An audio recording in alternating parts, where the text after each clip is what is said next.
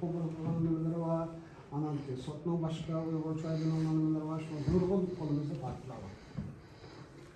A case like this, which is kind of like a overall kind of monster type case, is also very useful for media advocacy. So in my mind, that's an advantage to doing a case like that, is that even if you don't win, you get to say, you know, nonprofit X, similar to the Magnitsky thing. Nonprofit X is suing government Y for their complicity in the genocide because they're not doing enough. And that's a really powerful media statement. Bundak davalarının cık faydası var. Nait tesiri çoğun bir dava buldu. Çünkü bunun da tutmagan takdirde media arkalı öz anlamını cıklaşmış olasını. Yani bu özümüzden bu davanın akbarat stratejisinin üstünde nait güçlü bir dava. And because that's such a strong sort of position, strategically whether or not you want to do that will probably depend on the particulars in your country. Buna kılıç kılmaslık elbette silahının dövültünladaki emeli avalma karaydı, stratejik noktada. Okay, and that's all I'm going to say about that because it's not my case. I don't know the details. Okay, next, you guys also heard about this earlier. This is our complaint to the Canadian Ombudsperson for Responsible Enterprise. Bu Kanada'daki çoğu şirketlerin kişilik hukuk ölçemleri boyunca işlemelerine nazaret kıldığın Kanada'da koyulan bir organ var. Kanada aksakallılara yani mesul ticaretçiler için Kanada'nın aksakalları gelmek. 11% yani şu aksakallar. This is a newly created office that was created and empowered to look at Canadian companies' complicity or responsibility for human rights abuses that happen in their operations abroad. Bu yeniden tesis kılınan Kanada'daki bir oran. Asasen bulanın rolü Kanada şirketlerinin chet eldeki faaliyetleri jarayonida kişilik hukuk normalariga riayat qilayotganlik kullanılan şunun qarta nazorat qildi. It can only look at companies operating in the garment, mining, oil and gas sectors. Nefet, gaz, paxta, tomato also. Şuna okşar. No, not tomato. Not in Canada. Muşu katarlık kan mahsulotları diyorlar. Muşun işini kullanan şirketlerini tekşirdi. So we submitted a complaint against 14 Canadian companies. 12 of them were garment, 2 of them were mining. Biz 14 şirketin içinde erz bulduk hazır. Buna da kendi şeklimiz kullananlar var, başkalarının kan mahsulotlarını kullananlar var. CORE has not investigated a single case yet, so we don't know exactly how this is going to go. Böyle belgedeki bu şöyle 4. ayın 17. günü, 5. ayın 17. günde kullanan işçi bir yığın açtı. Tuncu ketim bir şikayet tapşırdılar. O kurulgandı bu ya. Sonrasında ola tekşire bakıldı. It's partly just explained by it's still a new office. Yeni bir kurulgan işhanı var başka. So I would encourage you guys to look at if there are similar mechanisms in your home countries in terms of the sort of arbitrator, watchdog role like an ombudsman's office. Öz anlam devlet olduğunda bu şundan nazaret kılıngan bir organlar var mı? Aşına bir karar tekşirmek gerek. Bunda organların güçlü olduğu. The admissibility criteria would probably vary. Maybe yours wouldn't be limited by industry in this way, so definitely look out for those details. Şu kandak delolarını kabul kıldı, mesela kandak delolarını kabul kılmaydı, belki ölçemleri başkası buluşu mümkün. Lakin karab bakkanlar yaxşı. In Canada, you don't actually need a lawyer to do this kind of complaint, but a lawyer will help you make it a lot stronger. Kanada'da bunun tapşırış için advokatın yardımına ihtiyacı olan yok, lakin advokat ise onu güçlü kılar. We submitted a 98-page document. It would be hard for an organization to do that without legal support. 98 betlik bir ücret tapşırdı. Advokatın yardımsız ondan bir çoğu ecemlik nesini değerlendireceğiz. And also, if your countries don't have an analogous mechanism, you could lobby to create one. Bunu izleniş jarayonida agar davlatlarda shunday bir mexanizm bo'lmasa, buni paydo qilish kerak. And if you do that, I would encourage you to encourage that country to not limit it by industry, as Canada does. Agar naladi shunday qilib qasanlar, shularni davlatlarda shunday bir mexanizm yaratib qasanlar, Kanada'dan doğru bazı sektörler bilen çeklemey, hem sektörlerin tekşürlüğünü kılıp nemkaga yaxşı şundak bir nemli yaratkan yaxşı mekanizm. Any questions on this one? Sual var mı? Can you share the document for another section? That's up to Mehmet. We decided to keep it confidential for now. Confidential for the moment. I'll leave that to you. That's a client decision. Ama nemkısak bulduğu bazı formatlarını mesela publicly available documentlar var ama 14 şirket hakkında mesela ASP report oriented. We can share And useful some for- parts yeah. and core they asked to keep it confidential. We could also potentially, if you want to do something similar, we can have a video call and we could talk about how we did it in the different sections and walk you through it. Eğer onu kılımızda sağlamış, video arkalı görüşüp bazı derslerimizi yazarız. Any other questions? Sual var mı? Okay. Criminal. So, criminal prosecutions, in particular universal jurisdiction cases. How much did Michael Pollock go into this today?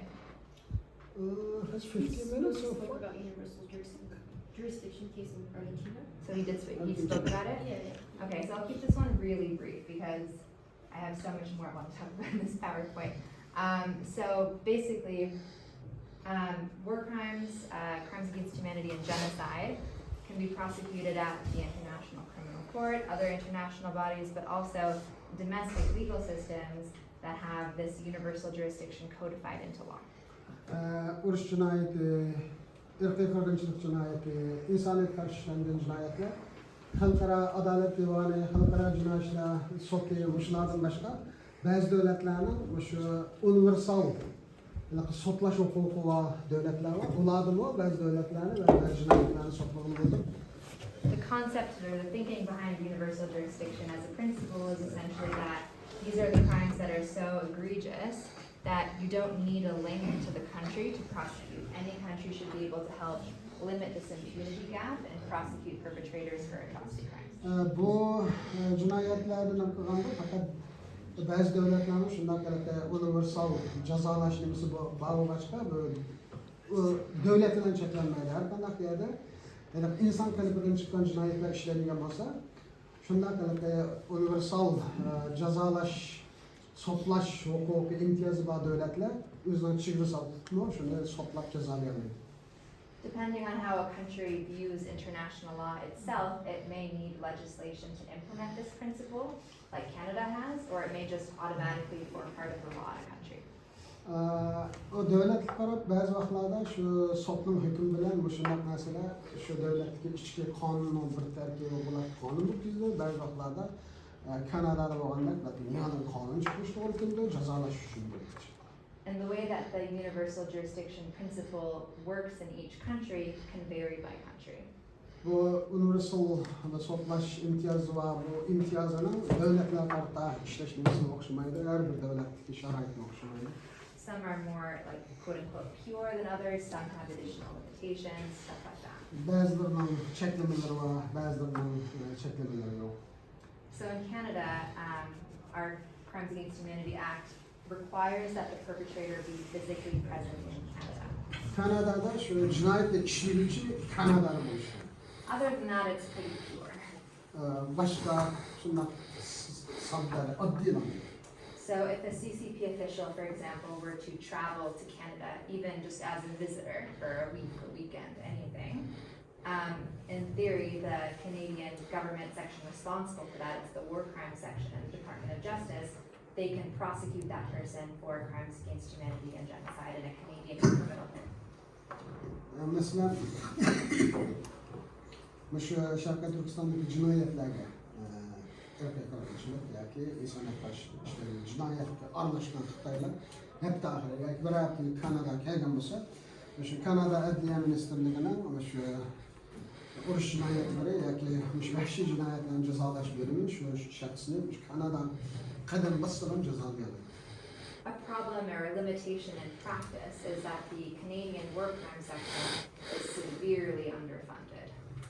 Fakat beyadaki bir nime Kanada'nın bu uruş cinayetleri cezalaş bölümü nihayet az maliye bilen işler atkan bir organ. So So this section is responsible for both prosecutions and deportations, but because prosecutions are so much more expensive and because they have such a low budget, they have mostly just been engaging in deportations. Köp ballarda cezalaş kıymet tatlılar tulazo başka ajar kapı. Deport yani çıkarıldığı için bu şey ceza. Even so, I mean, we haven't worked on this with URAP, but for another file, something we started to do is look at a list of perpetrators and investigate which countries they go to. Like, where do they have a summer home? Where do they have kids in college? Where are they likely to visit? And then prepare submissions to have it ready like that, so if that person sets foot in the country that has universal jurisdiction laws that they have this connection to, there's at least a chance that they can be prosecuted. Yeni basına sararlaşarken şu Xitayla bu kuruş UNESCO Şarkı Türkistan Cumhuriyeti Başkanı birkaç Xitaylı çetlerde yani qaysi devletlerde turalgısı var, kolları var, aşağı kızın izini şüküratımız eğer şu falansını toluqlasak, eğer bu Xitaylar şunda devletler kelgen takdirde Kanada'nın münasebet organlar şu devletin alakışıp ulanın mı jurisdiction mensiz olsa bunlar cezalaydıran manılığını yarın kulaklarına And as you heard from Michael, there's possibilities in other countries. I'm just not, again, Canadian bar lawyer. Michael olarak mesela Arjantin'e şarkılar bu tarafından ben Kanada'da iki işlerden So we have to make sure they come to the country. For Canada. So that was the last point actually I was going to make, is that there are some countries that don't require the presence of the accused. bazı devletlerin bu devlet kırmızılı I think not only make sure it came to time, there is another possibility that they're just going to be deported. Yeah. So you have to say that this, you have to do your homework. For that, you need a lawyer. şu an onun bu bir adı. And it's not just about presence in the country. So some of those, I mean, to my best understanding, again, Canadian licensed only, some of those countries that don't require the presence of the accused have other requirements that limit it. Bazı devletler o cinayet gumanlarının şu devlette fizik olaraktan mevcut oluşunu talep kılmayın. So you have to look really carefully at how universal jurisdiction works in each country. Bu universal o cezalaş, soklaş imtiyazlık devletlerin şu kanuncaki bazı inçliklerine estağfurullah kısım. Benim bu soru mesela Kanada'dan yok ama Arjantin'den bağlı başka devletlerin mesela Arjantin'den sultanlık karar verdi. Onlar da cinayet teşvik yapıldı ama Arjantinler kemmede. Arjantinler bilen cinayetçini almashtırış kelişimnamı tüzgen devletler var. O devletke o arkalı tutkun bulamdı insanlar. Let's say Argentina has a universal jurisdiction, and the Argentinian court sentenced one person involved with the crime against humanity or genocide. But that person, that accused, didn't come to Argentina, but he or she came to another country that has extradition treaty with Argentina. In that case, is that possible because there is already sentencing or the judgment on that person from Argentina? So if that accused came to the country where we have a mutual extradition treaty, can Argentina ask that person to deport back to Argentina? I don't see why not. Did that bulmuş? O zaman Türkiye'de Kanada'nın mesela kadar yolculuğu mesela Arjantin'den çok kararlı verdi ama Kanada'da da Arjantin'den arada bu hükümeti sürdürgen olsa o zaman Arjantin'den tutuklanır. In that case, for example, Argentina sentenced one person. Let's say between Argentina and Canada there is an extradition treaty, and in that case, that accused person came to Canada. So because of the extradition treaty, then Argentina can easily ask that person to be deported to Argentina, not to China, for example. Right, I mean, I'd want to look at the details of the extradition treaty, the details of the UJ laws, make sure there's no like carve-out exception if it's a universal jurisdiction case, but in principle, I don't see why that would be possible, but I'm not familiar enough with the nuances of that relationship with those two types of laws. Prensipçilikten buluş gerek, lakin şunlardan sonra almashtırış kanununun incik taraflarına qarash lazım, yani bir boşluk var. I just have a question. Does diplomatic immunity apply in this case? Great question. So at the ICC, Good. in contrast, for example, a head of state can be charged criminally. Domestically, there are limits to who can be prosecuted. So there's heads of state can't be prosecuted, ministers of foreign affairs can't be prosecuted, and diplomats can't be prosecuted. But that limitation only applies for as long as that person holds that position. So a case that I did, sorry, I'll let you go. Bu Halkara Adalet Divanı ICJ, Halkara Cinayet ICC. Sotu ICC. Bunların cezalaşıp okşamaya ICC köpek devletler oturduğu tokunuşlarını ICC köpek şu devletin beşideki şu işte nasıl cinayet bizde de karar var. Hem de normal alanlarda devletin beşideki teşkil işlemleri sonra diplomatlarını yapılamayı çünkü bunlarda bir limbabı diplomatik imkan. Lekin ularni mangu o'zi tutmaydi. So we actually, I worked on a case like this with Iran, and we were trying to get a diplomat who, there was a lot of evidence of his responsibility in war crimes. We were trying to get him prosecuted or deported. And we ran into this problem of him being a diplomat. So what we asked the government to do is to suspend, to sort of revoke his diplomatic status. You can declare anyone persona non grata under the Vienna Convention. So we asked for that first, and then we said, and then once he's stripped, Iran essentially has a choice. They can call him back, in which case, no prosecution, but at least he's out of the country. Or they cannot list him, and then he's there, and by default, after I think it was 60 days or something, Canada cannot recognize his diplomatic status because they've declared him persona non grata, and the other country just hasn't listened, and then he could be prosecuted. Her zamanlarda yani şu İran bir diplomat başına mevzu olan da ya.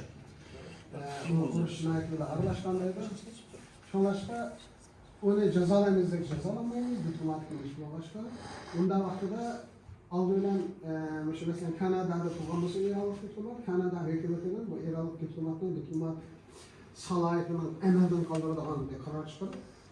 Yani istenmeyen adam, halanmagan adam ilan qilib, şu ilan qilingandan keyin belgilik vaqt ichida uni diplomatimiz e'lon qilganda shunda vaqtida yana tushishimiz ehtimol bor. So yes, they have immunity, but there are still sort of creative things you can try to do about them. Ularni diplomatik kishi qilinmaslik bunisi bor yanada ijodkorlik bilan ba'zi yo'llarni ochdi. Any other questions? Is that immunity including the direct family member? I Well, heard like actually, if they're in Canada as part of the family unit, I don't know. It's a good question. I heard like Xi Jinping's daughter in Massachusetts, even where she live also is that secret protected by American government. I would want to research that and get back to you. Yeah, Good question. I heard it's not official, but even somebody asking where she is living, it's not legal. Yeah. You cannot. It's a privacy issue, so Right. you can't investigate where she is living. Yeah, I'm not sure. I don't want to look at if there's case law on that point, because from like sort of a pure standpoint, it's only supposed to be heads of state, minister of foreign affairs, and diplomats. But like if they're there because of their immediate family's diplomatic passport, I don't know. I want to look into that. Maybe there's an ICJ case on point. Maybe I can ask one clarification. Sure. Just if you remember, we discussed 15 points action plan, and one of them is ask the UN Security Council to seek opinion from International Criminal Court or International Court of Justice Yeah, about their legal opinion on the Uyghur genocide. it's coming. I'm sorry. We're hopefully we'll get to it. If not, maybe tomorrow. Okay. But no, that's in here. Okay. All right. Any other questions on universal jurisdiction? Janubi Afrika az önce dedi ya, bazı devletlerin kanunu şuna kirgizilgen buluş gerekli. Janubi Afrika, şu universal jurisdiction. Mesela Janubi Afrika'daki kanunda, cinayetler kanunu benim bilişimce bu kirgizilgen. Yani Janubi Afrika'da sot mekanizminde bunu erzikaliş şeklinde bir oyun var mesela Arjantin'de. There is also universal jurisdiction in South Africa, he said, Okay. and it is part of the domestic law. And if there's any possibility to launched a similar lawsuit like we did in Argentina in South Africa. I'm not familiar enough with South African law. I'm not sure you'd have to consult with someone. Cenab-ı Hak'ın kanunuyla konuşuyoruz, sonuçta Okay. Novel legislation. This is the last slide under domestic. Novel, how can I translate the novel here? Yenilik. New, okay. Okay. Yeni kanun. So we actually already talked about two of these, so this should be a pretty fast slide. So for forced labor, we could pass legislation to impose a rebuttable presumption or an outright ban. And I've already talked about how that works together with our CBSA case. Yeni kanun çıkarış meselesi var. Mesela sotmanın yolları tüygende parlamentten perez kılış, yani topyekun çekleş. Yani mesela vatandaşlar mecburi emniyet umumizlik olgandan keyin verişlengen bütün mesulatlarını şu pulluk emniyeti verişlengen mesulatlar qarab topyekun çekleş, yoki shunday perez qilib çekleş. Bu şu haqida agar sot bilan bir narsa yemasa, manda qonun chiqarishning yo'liga kirish kerak. We've also already talked about the third one, in the case of a civil lawsuit against a government, how sovereign immunity restricts that, but we can always restrict sovereign immunity further if there's novel legislation that's passed for victims of atrocity crimes or perhaps torture, which was a previous proposal. Yana bir yeni qonun bo'lsa, bütün nimalar qonuniy yo'llar tugagandan keyin bo'lib mana shu erkak qilganchilik, vahshiy jinoyat masalalarida davlatlar egemenlik nimasini biroz taraytib, bundoq jinoyatga aralashgan davlatlarni sotlash nimasida ularni to'qinilmazlikka, chekinilmazlik haqqini biroz yo'qqa savlab turib, jazolashni qo'lga keltiradigan nima qilish kerak qonunlarni. So the last one on the slide is about forced organ harvesting in particular, because this is a bill we currently have in process in Canada. Yani birisi mecburi organ yetkeş, bu Kanada'da hazır parlamentta, senette konuşturulan kanun. This bill has gone through several iterations. It's received bipartisan, unanimous support, and we just haven't found the time in Parliament to pass it. And its current iteration is called S223. Hazır bu kanun senette müzakere kılındı, lekin umumizlik qo'llash qilishgan kanun S223. Yakında belki ötep qilish mumkin parlamentdan qonun bo'ladi. And sort of simply, this bill would create new criminal offenses for engaging in forced organ harvesting. It would also restrict visas for anyone who's involved in this practice. Bu kanun ise şu mecburi organ ticareti qilganlarning qilishni Kanadada bir jinoiy qilmish deb hisoblab, unga jinoiy ishlar bo'yicha muomala qilish, andan keyin bularni Kanadaga kirishini cheklashga o'xshash nurg'un jazoiy tadbirlar. A bill like this could be, passed in other countries as well if it's not already. Başka devletlerde mi ötkizish mumkin mi shunday qonunlarni? All right. Oh, there's more. I lied. I'm sorry. There's like 2 more slides on domestic. So now this is about refugees. Endi panolanuvchilarga qaytarilmaslik prinsipi. So starting with this foundational principle of refugee law or international law is this principle of non-refoulement. Bu panolanuvchilar qonunning asosi, ya'ni qaytarilmaslik prinsipi. And this means that refugees and asylum seekers can't be sent back to a place where their lives or freedoms would be in danger either directly or indirectly. Bu deganlik panolik tilagichi o'zining davlatiga vositalik yoki bevosita shaklda qaytarilmaslik prinsipi.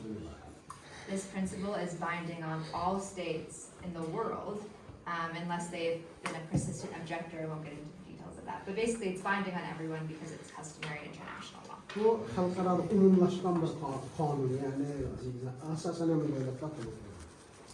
So, as we know, Uyghurs are being detained and deported back to China from quote-unquote like unsafe third countries, whether it's Egypt or Thailand or what have you.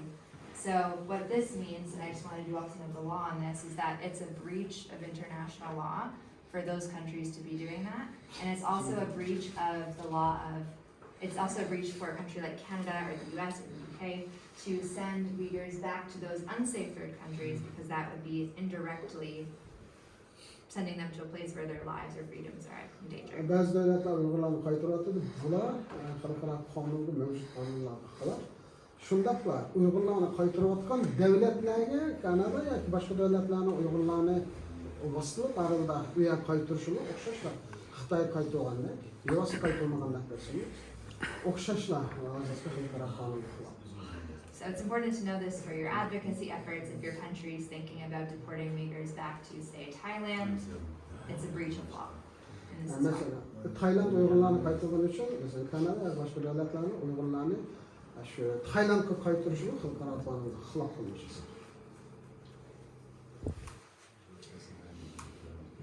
We also need to be pursuing resettlement. So it's not enough to just prevent deportations, but actively resettling Uyghurs, especially in these unsafe third countries. Uygurlarni qaytarishni to'xtatib qilish emas, eng oxirgi maqsad Uygurlarni o'rlashtirishimiz kerak.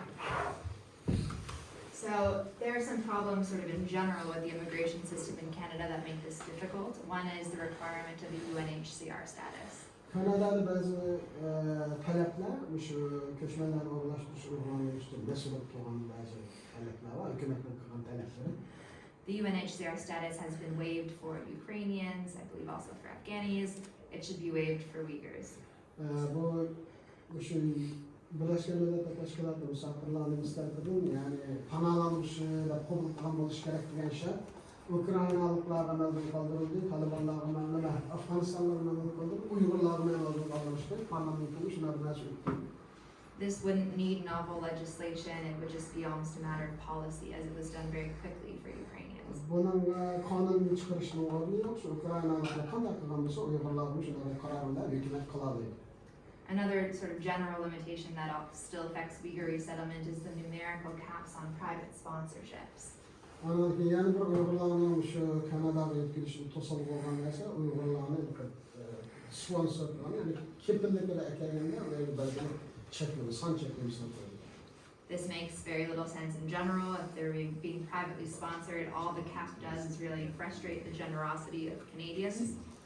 Bu cheklama bu Kanadaning misafirlarni qo'llashdagi mardlik maslahatlarida That should be removed as well. bunu qoldirilishi.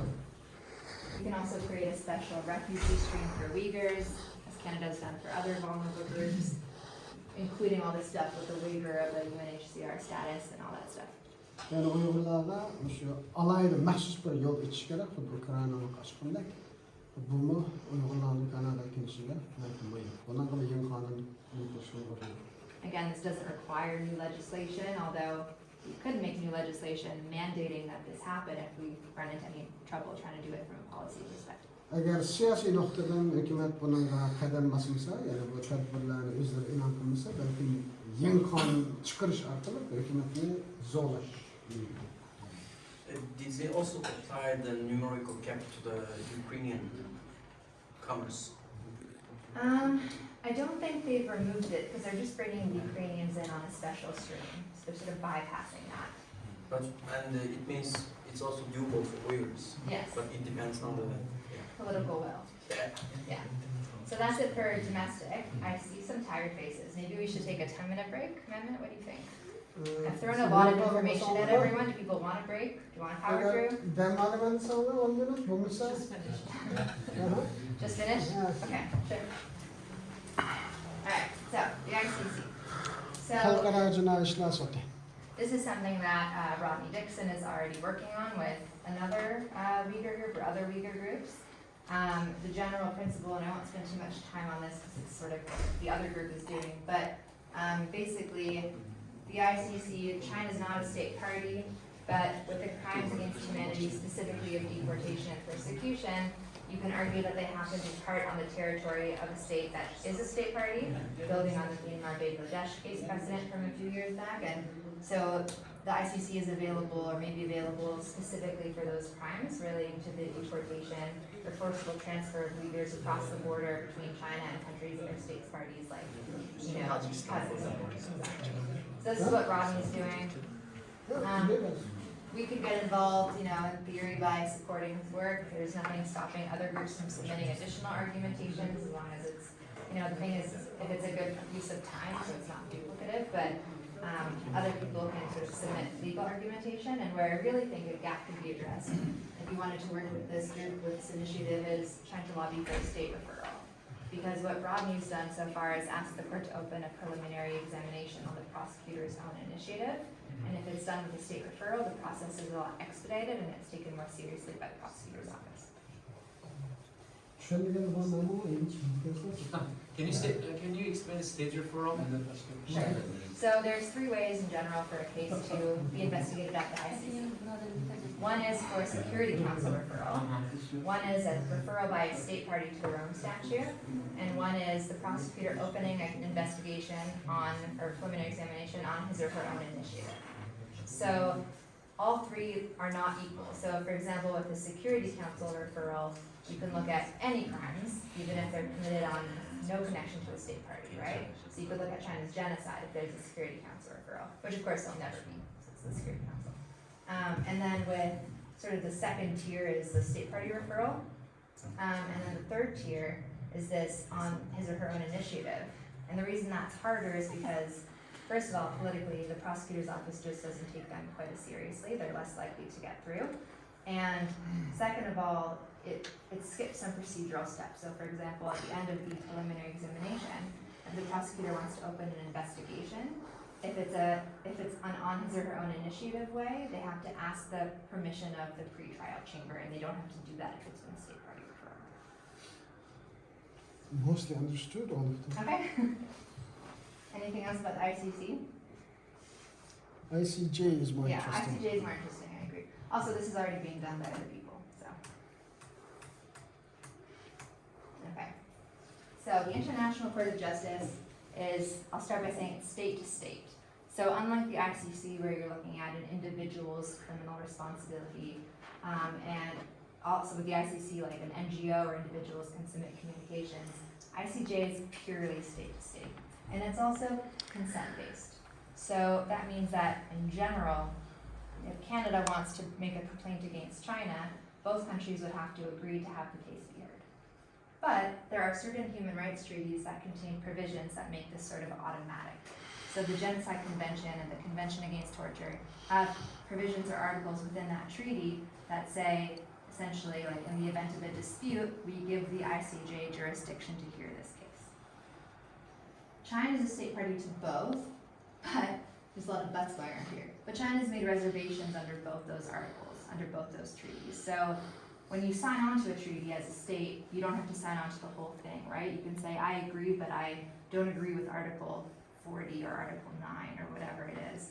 And as long as the reservation is not considered contrary to the object and purpose, the core of the treaty, that's allowed.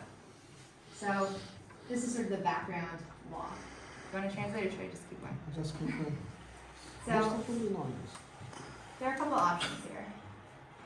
Actually, there was a case between DRC and Rwanda that dealt with this reservation under the ICJ provision. So I actually forget which one did which, but one of those states made a reservation under the Genocide Convention saying we're not bound by the ICJ's jurisdiction.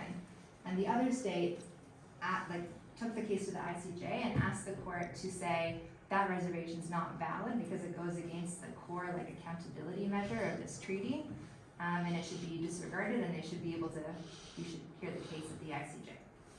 The ICJ did not agree with that, but there was a very strong dissenting opinion, and also in international law, there's no, sorry, I'm really gonna sit with this. There's no concept of stare decisis or precedent setting. So if the same issue were to go before the ICJ again, they'd be completely free to decide differently. So this is the foundation of my option number one. Because it's state to state, we need a state. So lobby a state to make a complaint about China's genocide, breach of the Genocide Convention, and as part of doing that, we have to ask the ICJ to rule that their reservation, where they don't let the ICJ hear the case, that would have to be considered invalid. Does that make sense? That was maybe a little okay. The second option is to seek an advisory opinion. So an advisory opinion is sort of a loophole to the consent rule. It doesn't require the state's consent. It's to counterbalance that, it's not binding court ruling, it's a legal opinion. It's essentially, you get an authorized UN body like the General Assembly or another body to ask the ICJ to rule on the sort of general legal question, is China committing genocide under the Genocide Convention? Because it's not binding court ruling, it's only persuasive, but they have been, seen to actually have effects. For example, there was a case that dealt with the construction of the wall in Israel-Palestine, and they ruled that it was a breach of law, and Israel changed the course of the construction, all while denying that it was because of that case. They said, oh, it's our own, we've decided it's not constitutional per our domestic law, but they changed course. So these cases can have some value.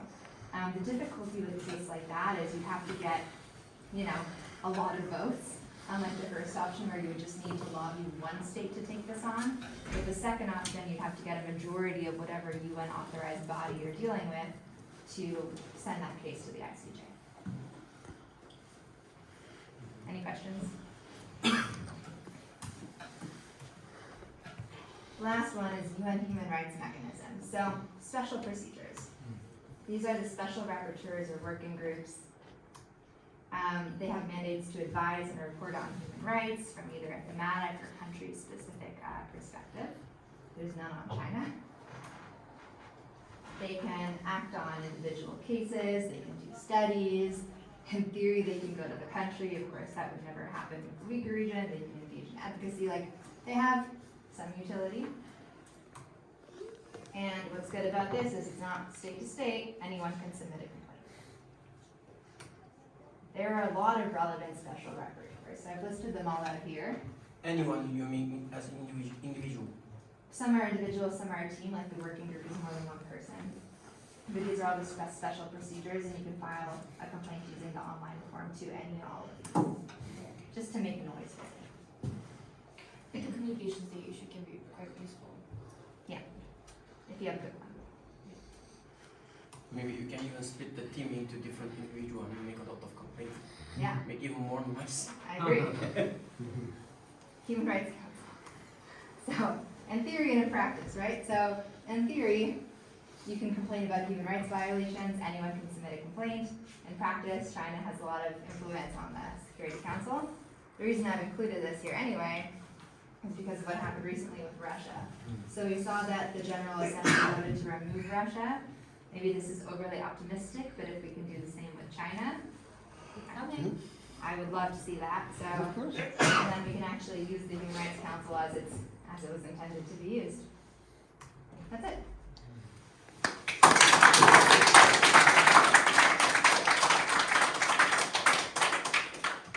Any questions? Sure, lots of questions. Or everyone's too tired. Actually, very good, beneficial. I have one question. Shoot, I'm just gonna sit down. This afternoon, so everyone was in the summer. Okay.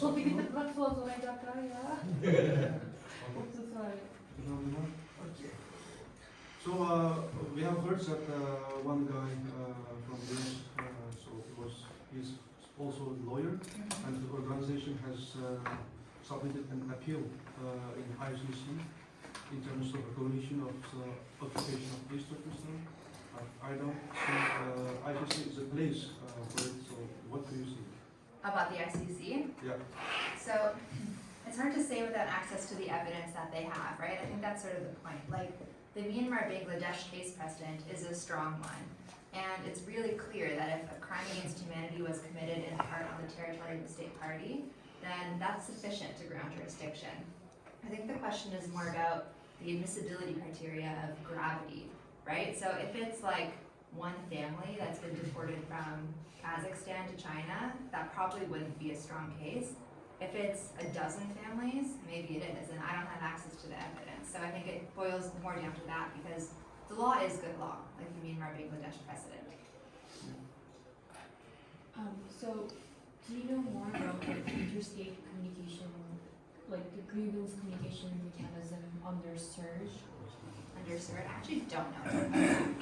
Okay, because I think there's a way to, because China is part of the Convention on the Elimination of Racial Discrimination. Yeah. Which a lot of the articles in that convention are similar to the Genocide Convention.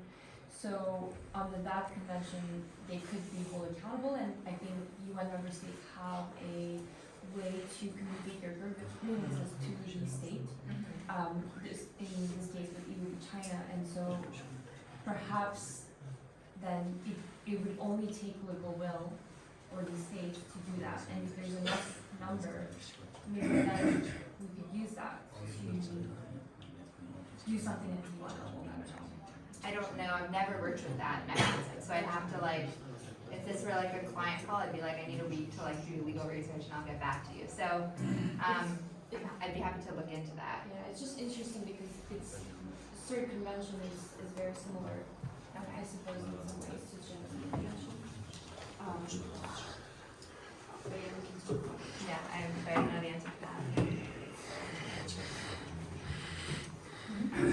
ICG and ICC, are they only two courts, or are there any other similar organizations? It depends how you define organizations, like we're just talking about this other UN body, and there's the special procedures. So the ICJ and the ICC are the only like two permanent international courts. Yeah. But there are other mechanisms. Wow, I really need some water. I need some of that. Alright, that's fine. Sorry guys, hour and a half.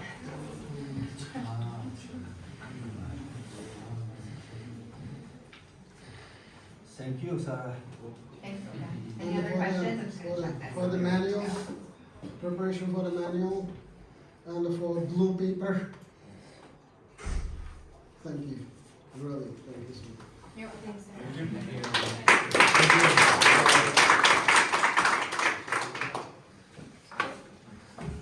I'm around tomorrow if anyone thinks of more questions. All the questions.